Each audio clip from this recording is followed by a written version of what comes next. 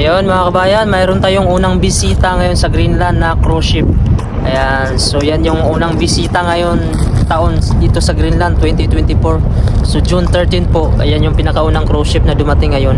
So sa mga susunod na linggo, mayroon na namang darating dito Norwegian cruise ship mga kabayan. Abangan nyo ang ating mga vlog. Ayan, kung napapansin nyo yung bundok natin, mayroon pa rin snow pero natutunaw na dahil summer dito, pero malamig pa rin. Nandito tayo sa pier kung saan dito nag-i-stop over yung mga cruise ship, yung mga barko. Ayan, so ayan yung barko sa likod natin, hindi man siya gaano kalakihan mga kabayan. So nandun na yung message ko sa unahan kasi first time yung nga makakita ng cruise ship dito sa Greenland. So araw po ngayon ng June 13 po. So official ka na kasi nagsimula yung summer.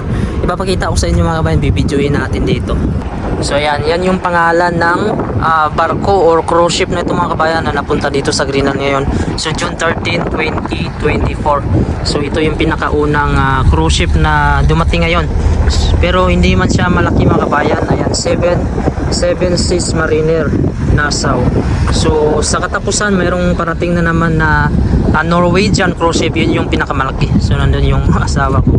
Ayan, so pupuntahan natin mga kabayan ng malapitan dito para makita nyo. Ayan, so medyo kuha na din ito mga kabayan, malaki-laki na din ito mga kabayan kahit paano.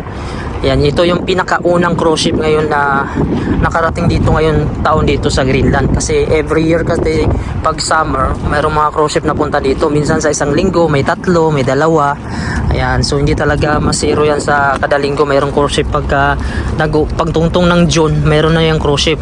June hanggang September yan, kadalasan ang uli. So yung bundok nakikita nyo, unti-unti nang nakukuha yung snow, natutunaw. Pero malamig pa rin ngayon mga kabayan. May mga kababayan din tayo dito na nagtatrabaho, no? Mga seaman, mga nagtatrabaho dyan sa loob, sa mga kitchen, mga cleaners. So mga Pilipino halos nagtatrabaho dyan.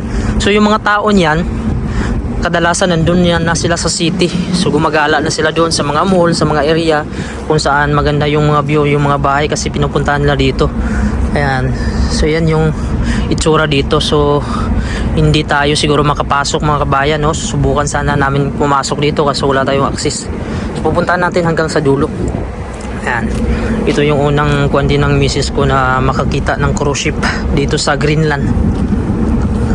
Nakakita ka na sa Pilipinas cruise ship, ma? Kuwan lang, super pere.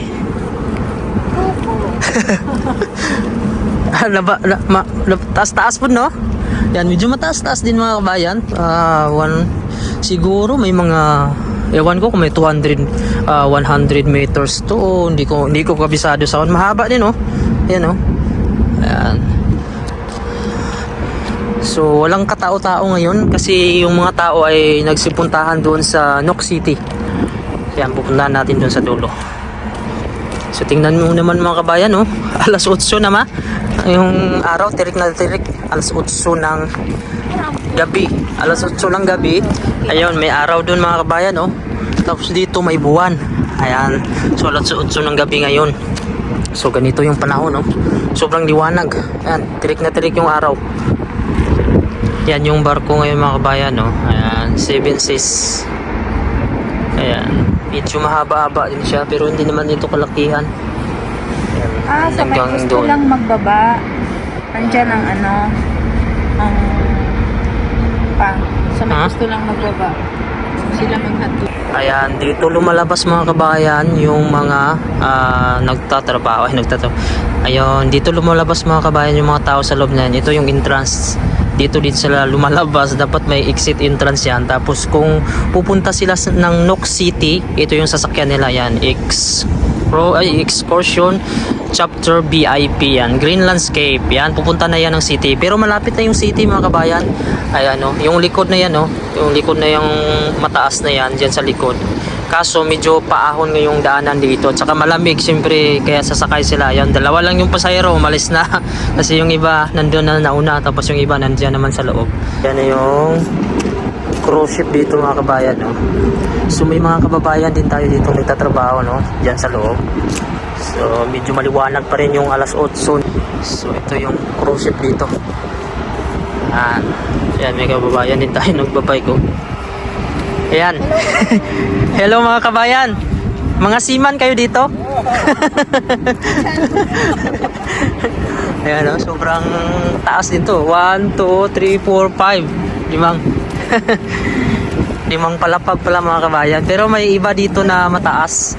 Nasa hanggang 10 floor. Siguro yung Norwegian, parating na yung katapusan.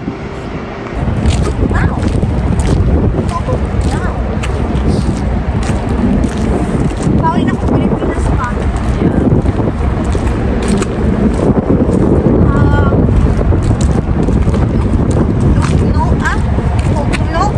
Sana sa Bisaya. Ito yung tagabantay nila dito mga kabayan sa karagatan. Ayan. Kung sa atin pa, Navy yung tawag mga kabayan. Navy Navy. Sinsya na kayo sa pronunciation ko. So ayun, ito yung nagpapatrol dito, umiikot dito sa dagat ng Greenland. Wala naman din kalaban dito mga kabayan. Ayan. Kasi malamig dito, mahirap mag-gira dito. Ayan yung barko mga kabayan. Oh. At saka kami na din ay pabalik dahil malamig na. Dinalamig na yung aking asawa. So yan lang mga kabayan, hanggang dito na lang yung aking video. Maraming salamat.